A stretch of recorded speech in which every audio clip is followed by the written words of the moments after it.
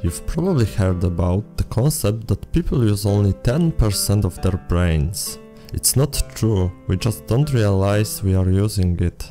Do you think about breathing right now? You probably do, because I just made you think about it, but your brain has been managing it since you were born. All habits are saved in this 90% of the brain to save you energy and let you do things unconsciously and instantly. A habit is a choice we made at one time, then stopped thinking about and continued repeating it. It consists of 4 elements. First is a cue. This is the signal for your brain to start the procedure. Next is a routine, a full list of actions to perform. The last one is reward, which is the goal that the habit should help you achieve. There is also a craving. Charles explained it as associating the feeling of accomplishment in your brain with the start of the routine. Then you feel happiness during your routine rather than when you get a reward.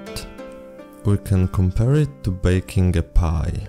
Cue would be all ingredients and a pan waiting on the kitchen table. Routine is following a recipe step by step. Reward would be a delicious pie.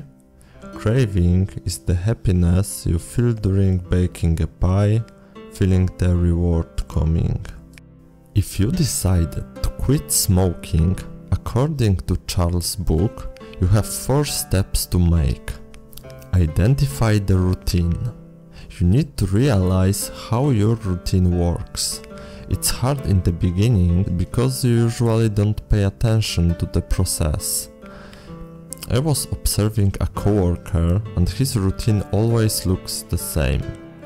He marks some part of his work as finished, then he checks his pockets for cigarettes, then he takes his lighter, looks around to see if someone would like to join him, and leaves the office.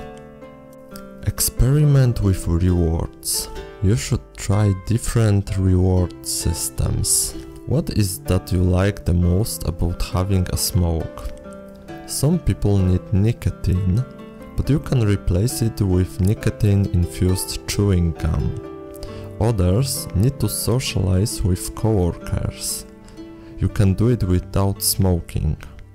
Sometimes it's about that full mouth feeling, so in that case a snack would probably be a better reward. Don't define your reward. You can try to use funny dog videos as a replacement for cigarettes. For many people, visual progress is more rewarding than all these things, so you can start writing a journal every time you refuse to smoke a cigarette or just draw them. Isolate the cue.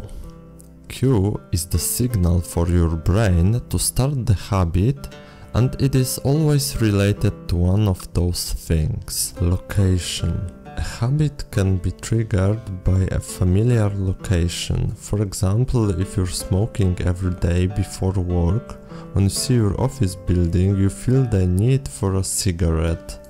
Time. This could be your clock beeping at 12 o'clock, or maybe news time in a radio you listen to. Emotional state. Did your boss make you feel bad? Or maybe he said you did a great job. Both options may be your cue for a smoke break. Other people. Maybe somebody at work says, "Hey man, we are going for a smoke break, are you coming?" Previous action. Are you smoking after a long car ride? Or maybe after class? Try to identify an action connected to your habit. Make a plan. With your habit in hand, you can try to change it. If you want to stop smoking, you probably should try to remove all cues. If you can't do it, the best way is to change your routine. You probably don't want to change your work because of a bad habit.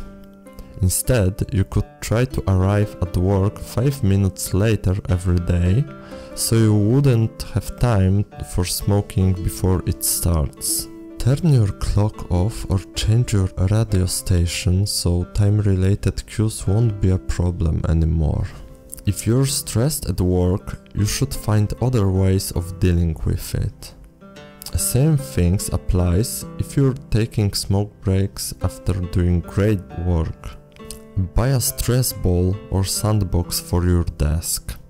Get a big glass can and put a coin in there every time you do a good job.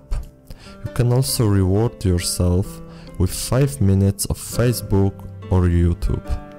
Tell your coworkers that you're trying to quit smoking so they won't ask you to join them anymore. If you're struggling with previous action cues, you can place chewing gum in your cigarette box so your routine stays the same. You can always try to remove the previous action or change it if possible. Remember, it's easier to change your habit than to create a new one. It's also impossible to get rid of your old habit. You can only remove your cues. The brain doesn't know the difference between good and bad habits, even if it gets signals from your body. You need to decide for yourself which habits are good or bad for you and try to change them. I focused on individual habits, but author described organization and company habits and how to use them to achieve success as groups. This book dives deeper to show you extreme examples and the possibility to change lives and organizations for better. I'm amazed by this book and all the possibilities I discovered by reading it. I changed my diet, reduced wasted time, and now I feel like a newborn. This is a must read for everyone. Thank you for watching and subscribe for more book reviews.